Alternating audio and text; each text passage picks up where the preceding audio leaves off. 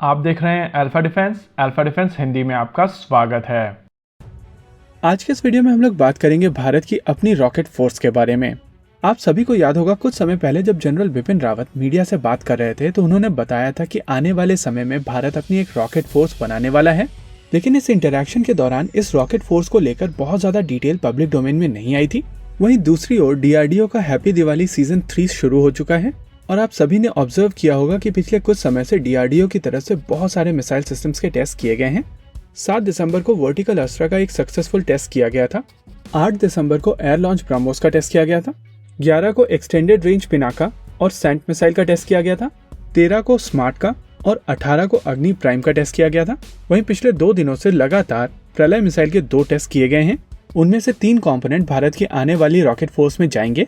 ये हैं पिनाका ER, अग्नि 1 प्राइम और प्रलय मिसाइल। हिस्टोरिकली भारत के मिसाइल सिस्टम्स को कुछ इस तरीके से डेवलप किया गया है कि इनका प्रयोग करके भारत न्यूक्लियर डिलीवरी कर सके, यानी कि भारत के पास अपनी इन्वेंट्री में जितनी भी मिसाइल मौजूद हैं ये सारी की सारी मिसाइल सिस्टम न्यूक्लियर केपेबल हैं। और अगर भारत को एक कन्वेंशनल कॉन्फ्लिक्ट में न्यूक्लियर थ्रेशोल्ड से नीचे बैलिस्टिक मिसाइल का प्रयोग करना हो तो उसके लिए भारत के पास मिसाइल सिस्टम्स मौजूद नहीं हैं। हालांकि अग्नि और पृथ्वी जैसी ballistic missiles conventional warhead carry कर सकती हैं, लेकिन इस तरीके के सिस्टम के प्रयोग के दौरान एक न्यूक्लियर रिटेलिएशन का खतरा हमेशा बना रहता है।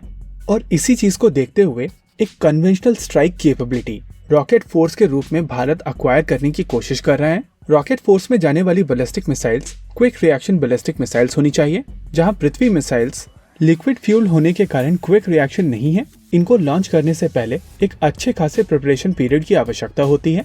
और आज की तारीख में जिस तरीके की सैटेलाइट इमेजिंग एनिमी के पास में मौजूद है उससे इस तरीके की मिसाइल सिस्टम से अटैक सरप्राइजिंग नहीं होगा। वहीं दूसरी ओर पुरानी बैलिस्टिक मिसाइल सिस्टम्स एक प्रॉपर बैलिस्टिक ट्रेजेक्ट्री को फॉलो करती थी और जैसे जैसे enemy ballistic missile defence systems acquire कर रहे हैं वैसे वैसे इस तरीके की बैलिस्टिक मिसाइल्स की इफेक्टिवनेस कम होती चली जा रही है। और इसी चीज को देखते हुए टर्मिनल फेज में बैलिस्टिक मिसाइल्स को मनूवर करने की कैपेबिलिटी दी जा रही है। साथ ही सॉलिड फ्यूल होने के कारण ये बैलिस्टिक मिसाइल्स काफी ज्यादा क्विक रिएक्शन मिसाइल सिस्टम्स होंगी। इसके अलावा इनमें यूज होने वाले लॉन्चर्स भी मोबाइल लॉन्चर्स होंगे। ये quick reaction ballistic missiles mobile launchers के साथ में काफी आसानी से किसी भी इलाके में बड़ी ही आसानी से बहुत ही जल्द डिप्लॉय की जा सकेंगी। और इसी वजह से इन मिसाइल सिस्टम्स के साथ में पंच के साथ साथ एक सरप्राइज फैक्टर आएगा जिससे ओवरऑल इफेक्टिवनेस बहुत ज्यादा बढ़ जाएगी। अगर रॉकेट फोर्स के सभी कंपोनेंट्स की बात की जाए तो इस फोर्स का सबसे बेसिक कंपोनेंट होगा Pinaka multi barrel rocket launcher system.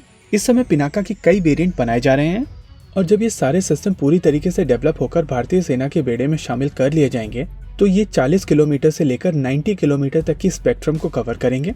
Pinaka के ऊपर वाली कैटेगरी में प्रहार मिसाइल सिस्टम्स आएंगे।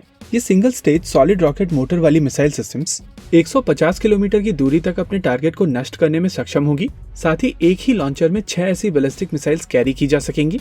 इसके ऊपर वाली कैटेगरी को प्रलय मिसाइल सिस्टम से एड्रेस किया जाएगा। प्रलय की रेंज 150 से लेकर 500 किलोमीटर तक की होगी। इसके ऊपर वाली कैटेगरी शौर्य मिसाइल से एड्रेस की जाएगी। शौर्य भी एक क्वासी बैलिस्टिक मिसाइल है और इस मिसाइल सिस्टम की रेंज 500 किलोमीटर से लेकर लगभग 2000 किलोमीटर तक की है।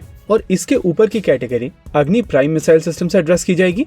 यानी कि ओवरऑल ये सारी की सारी नई बैलिस्टिक मिसाइल्स जिनको इम्प्रूव टेक्नोलॉजी से लैस किया गया है वो भारतीय सेना को एक कंप्लीट स्पेक्ट्रम में कन्वेंशनल स्ट्राइक कैपेबिलिटी प्रदान करेगी, जिससे भारत के पास में चीन और पाकिस्तान दोनों के खिलाफ किसी भी न्यूक्लियर थ्रेशोल्ड से नीचे के कन्वेंशनल कॉन्फ्लिक्ट को एड्रेस करने के लिए इफेक्टिव तरीके मौजूद होंगे।